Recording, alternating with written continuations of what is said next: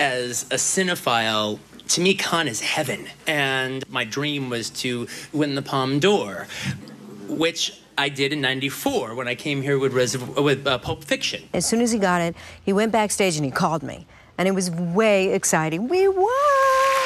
And then my next dream was to be on the jury. And then I was made the president of the jury, all right? So if there's another level above heaven, all right, that's where I'm at.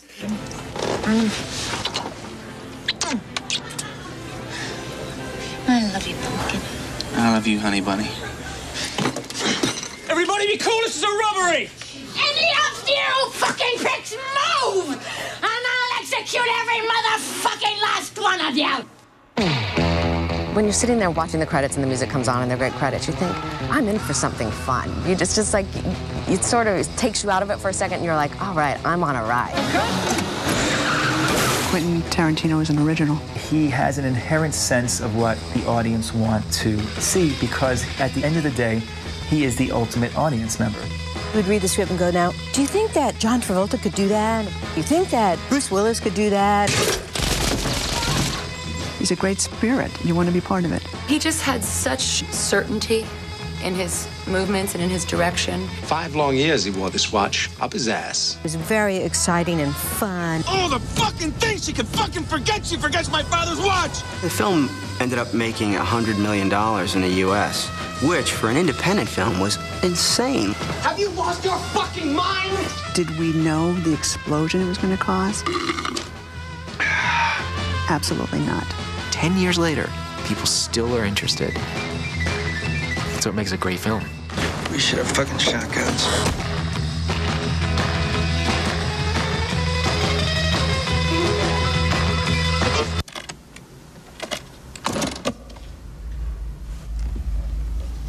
We happy? Vincent! We happy? Yeah, we happy. Reservoir Dogs had come out, so people were very interested, and I think very curious about who Quentin Tarantino was. Reservoir Dogs was really pivotal because once it got picked up by Miramax, they wanted certain changes. And Quentin said no. He just started off right. He started off on the right foot, and then he proved himself to be great. I can't believe this is the same car. Well, let's not start sucking each other's dicks quite yet. Do I go out and hang out with gangsters for research? No, not really. I guess I do what I do very similar to the way an actor acts. How about you, Jimmy? You an Oak man? Oak's nice. It's a little bit of everything. It's a little bit of real life, a little bit of like real people like this, a little bit of what you've read, a little bit of what you've seen, a little bit of your friends, your mother, your father, yourself, the people you've overheard, and your imagination, all kind of put together. He had so clearly, spent years distinctly envisioning that movie almost frame for frame. You can get a steak here, Daddy-O. Don't be a... Oh, after you, kitty cat. Pulp Fiction was an inspiration to a lot of young filmmakers, a lot of independent filmmakers, who realized that a kid who worked in a video store could make a movie on that level. What country you from? What? What ain't no country I ever heard of? They speak English and what? You know, when you don't know enough, then you just know that you can. And when you've done a lot and so much, you have the ability to question now, well, how are you going to do that? But when you're just starting out, you just know you're going to do it. Quentin Tarantino is definitely a mad genius. He definitely knows what he wants and has to get what he wants. And does. Harvey Weinstein himself says that if Yankee Stadium is the house that Ruth built, Miramax is the house that Tarantino built. They had a teenage wedding and the old folks wished them well. What was different about Pulp is it reveled in being a genre film. It exploited the genre. It turned it on its ear. I said, God damn. God damn. Pulp Fiction was a grand slam. And, it's not only is it this great you know, iconic independent film in every way, but it's made a shitload of money. Shit, Negro, that's all you had to say. When I first read the script, I thought it was incredibly innovative, the device of going back and forth in time, and the segments, each individual piece running together into a full story. I thought it was really an incredible piece of writing. Example. All right, well, you know what they call a quarter pounder with cheese in Paris? They don't call it a quarter pounder with cheese? Oh, man, they got the metric system. They wouldn't know what the fuck a quarter pounder is. Not only did he change the chronological order of it, but somehow the dialogue would always refer to the next scene, and it built in such a beautiful way. Okay, I respect you. I just don't like people barking orders at me, that's all. I think fast, I talk fast, and I need you guys to act fast if you want to get out of this. So, pretty please, with sugar on top, clean the fucking car. It's not necessarily the way people think and talk. It's so quick, it's so clever, it's so off-center, but it's a great place to be for 2 hours. You read the Bible, Brett? Yes. Ezekiel 25:17. The path of the righteous man is beset on all sides by the iniquities of the selfish and the tyranny of evil men. I found that Ezekiel passage a long time ago, and I had I put it in about like 4 different scripts, and I never finished, waiting for it to like find the right home, and then eventually I did. I just kind of liked the idea of like this character that had this speech that he gave before he like wiped somebody out. It was very almost like Japanese thing, very much a samurai thing. He would give this speech. And I will strike down upon thee with great vengeance and furious anger those who attempt to poison and destroy my brothers. If there's one character that you can say, okay, out of all the actors, who speaks Quentin Tarantino's words, it's Sam Jackson. It's like he is the embodiment of Quentin's dialogue. And you will know my name is the Lord when I lay my vengeance upon thee.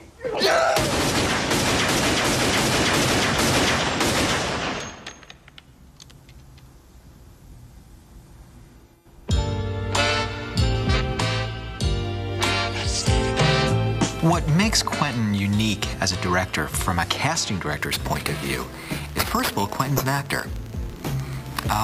So he understands a tremendous amount about the process that an actor has to go through to get into a role. He loves actors and actresses. He just loves them. And in his casting, he doesn't think about whether the person is a superstar or a person who hasn't worked in 20 years. He just knows that their body of work is attractive to him, and it would fit his needs for this character.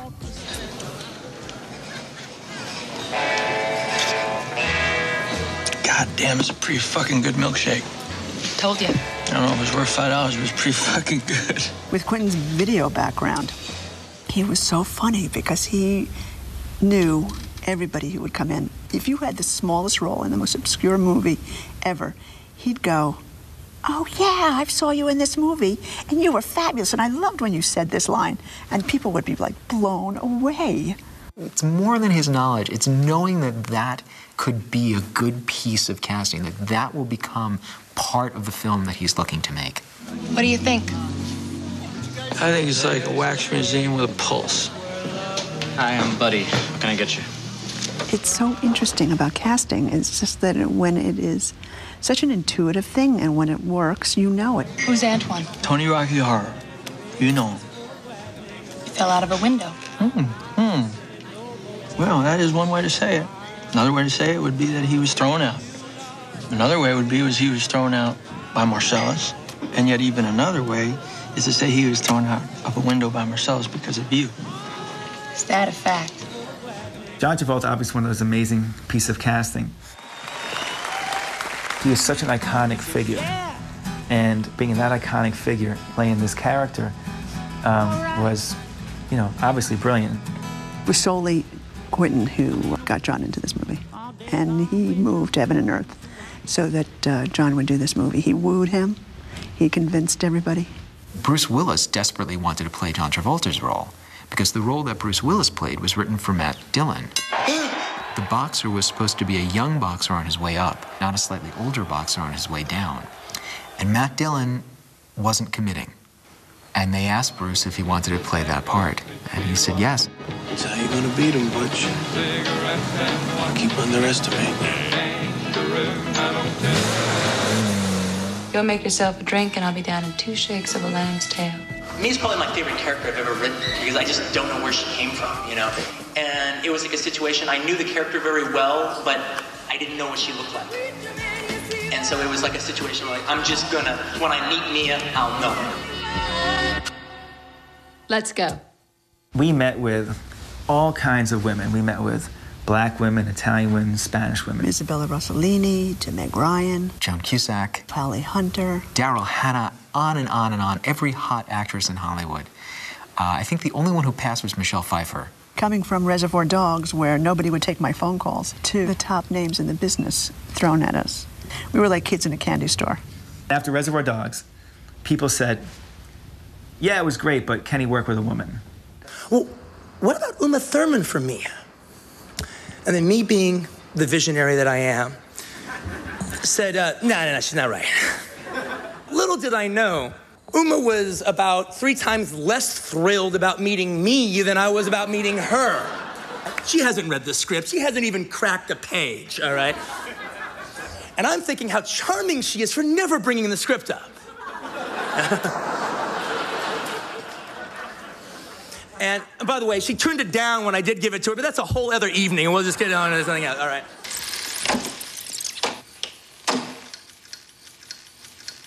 Girl, you'll be a woman soon. I don't have a favorite scene in Pulp Fiction, but I have to say, Girl, You'll Be a Woman Soon is probably the one that pops out at you most. I would like go into the bathroom and like hang out there for a little bit because it's like a place where you're by yourself. You're in the midst of doing this thing, you know, especially at work where you don't want to do. So like you kind of just escape to the bathroom and close the door and it's a great room. It's small. It's completely private. No one's ever going to bust in on you. You've got this big mirror looking in front of you, you know. And so, I mean, what more could you ask for? And then I never thought about it, but like that's totally what Vincent does. He's in a touchy situation with Mia, and the first thing he does, he doesn't have to take a piss. First thing he does is like go in the bathroom, close the door, and get his bearings. One drink, and that's it. Don't be rude. Drink your drink, but do it quickly. Say goodnight and go home. What's great about working with directors like Quentin Tarantino is he really knows where he writes to these certain songs, so he knows how this scene is going to work with a song.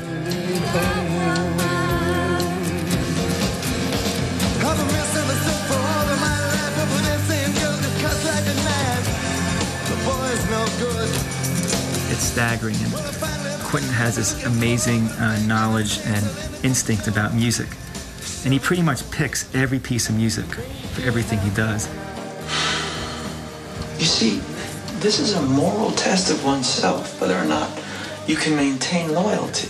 He's very tied in and very tuned in to what he wants with the music. Now, that doesn't mean that things don't change once we're there. We shift it around, you know, because in the editing, it's very organic. You don't know what's going to happen, and what you may think will take this beat will only take this beat. So he never is just like, this is how it has to happen. He doesn't just stick himself on that note. He goes, oh my God, well, let's just shift that and try it over here.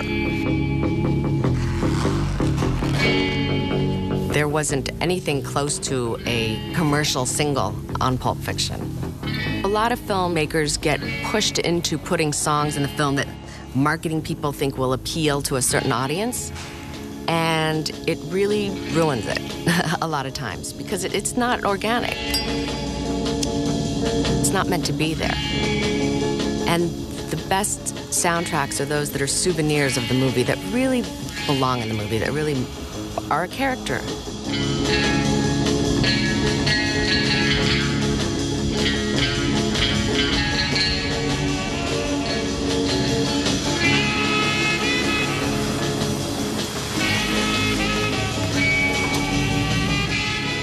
Even in the very first scene where you're watching Tim and Amanda, you know these guys are so in love with each other. And, you know, you know what they've been doing, what they're going to do, and then we leave them until the end of the film. And you haven't forgotten it by the time you got back there. You're going, oh yeah, okay, that's great. Same as last time, remember? Your crowd control. I handle employees. Novels, I've always had the freedom.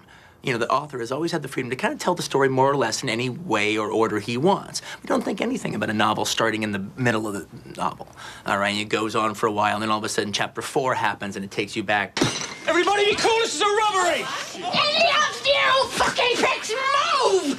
And I'll execute every one of you motherfuckers! And I always thought that was like actually quite a cinematic technique that could be used really well.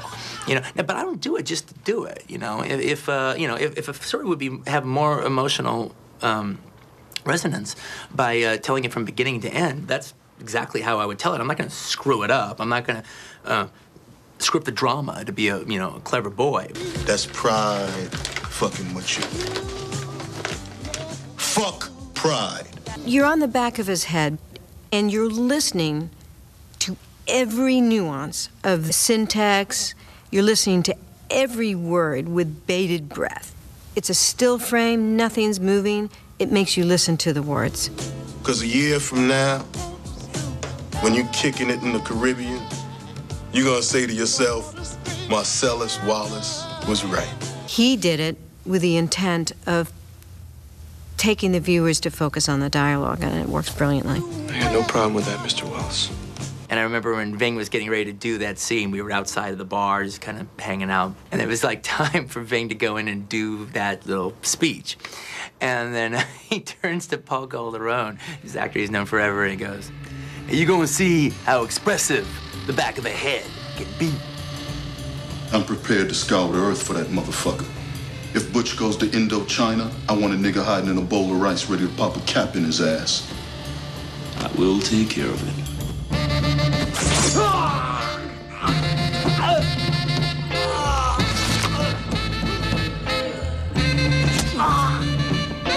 hate to go back to this needle again, but I was sitting there in Lincoln Center, opening night of the New York Film Festival. Yeah. I was there in the third row, and when Travolta puts the needle into Uma Thurman's heart, suddenly a guy behind me cardiacs. Right. Literally. I mean, he lived. Let's point that out. He did live. He lived, but we had to stop the film for 20 minutes. Exactly. And start to think that, what was I thinking? What were you thinking up there? It works. I did a good job with that scene.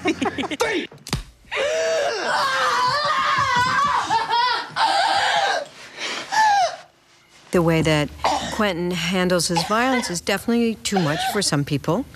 But if you're willing to take the ride, and especially Quentin's ride, it's an amazing experience because you catch yourself going, oh my God. Marvin, what do you make of all this? Man, I don't even have an opinion. Well, you gotta have an opinion. I mean, do you think that God came down from heaven and stopped him? Oh, what the fuck's happening? Oh, man, shit, man.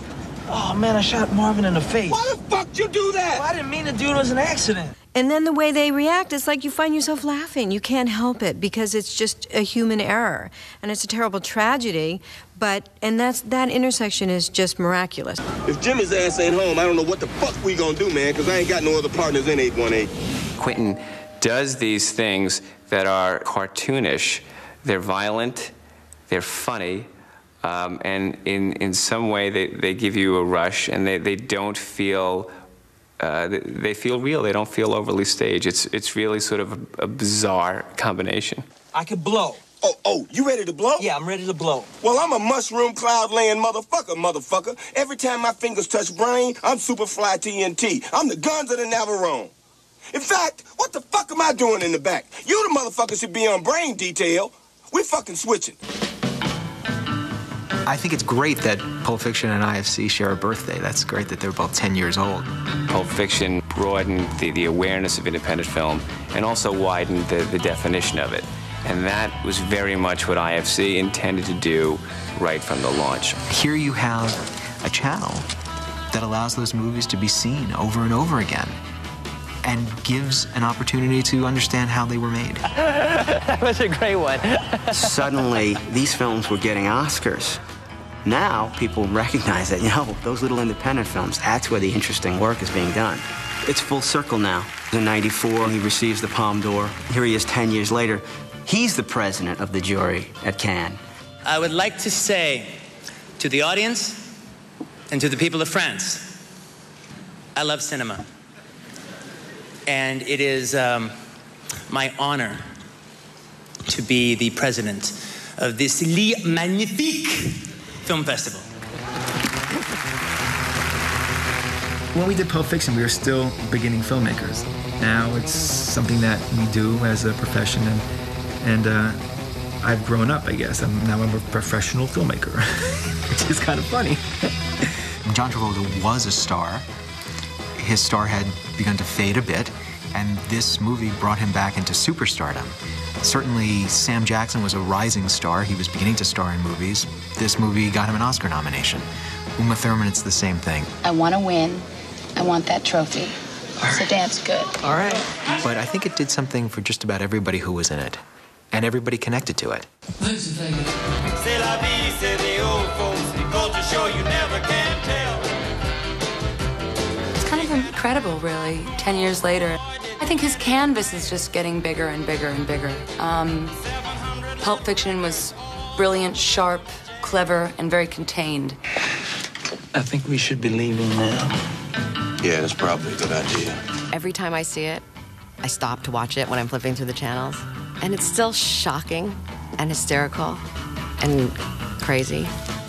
I think it definitely holds up. The thing that I think about Pulp Fiction right now is really cool is, there's been people going to be discovering it, hopefully for the rest of my life, and hopefully for way after I'm gone, But the thing is if you like my dialogue and you like the movie, and if you've seen it once or twice, it's almost like this old friend. It's almost like a record album that you like, all right? You maybe turn it on and it's on cable television, and you just leave it on, and you don't have to watch it.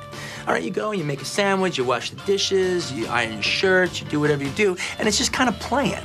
All right, and then it's just like, you're familiar with it, you like the music there, and then all of a sudden, you stop for a second because there's a line you like, then you keep on going on. Like the way you might put an album you like on and just kind of go about your day around the house and stuff.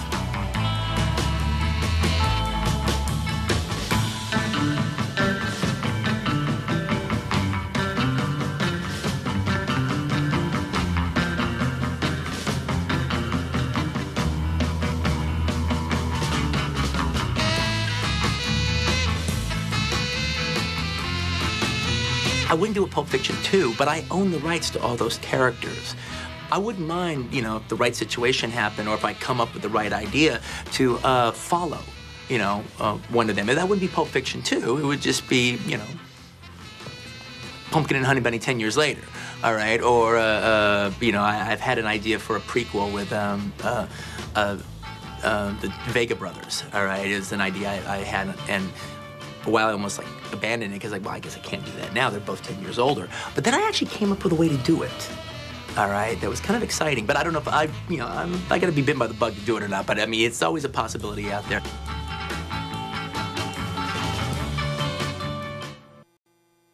As a cinephile, to me, Cannes is heaven. And my dream was to win the Palme d'Or, which I did in '94 when I came here with Pulp Fiction. As soon as he got it, he went backstage and he called me. And it was way exciting. We won! And then my next dream was to be on the jury. And then I was made the president of the jury, all right? So if there's another level above heaven, all right, that's where I'm at.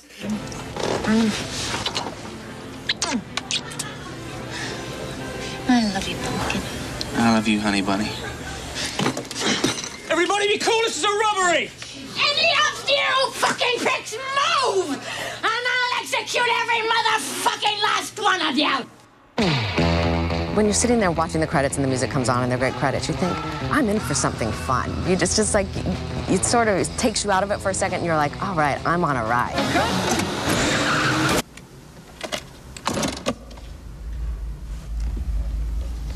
We happy? Vincent! We happy? Yeah, we happy. Reservoir Dogs had come out, so people were very interested, and I think very curious about who Quentin Tarantino was. Reservoir Dogs was really pivotal because once he got picked up by Miramax, they wanted certain changes. And Quentin said no. He just started off right. Quentin Tarantino is an original. He has an inherent sense of what the audience want to see because at the end of the day, he is the ultimate audience member. We'd read the script and go, now, do you think that John Travolta could do that? Do you think that Bruce Willis could do that? He's a great spirit. You want to be part of it. He just had such certainty in his movements and in his direction. 5 long years he wore this watch up his ass. It was very exciting and fun. Oh, the fucking thing she could fucking forget! She forgets my father's watch! The film ended up making $100 million in the U.S., which, for an independent film, was insane. Have you lost your fucking mind? Did we know the explosion it was going to cause? Absolutely not. 10 years later, people still are interested. That's what makes a great film. We should have fucking shotguns.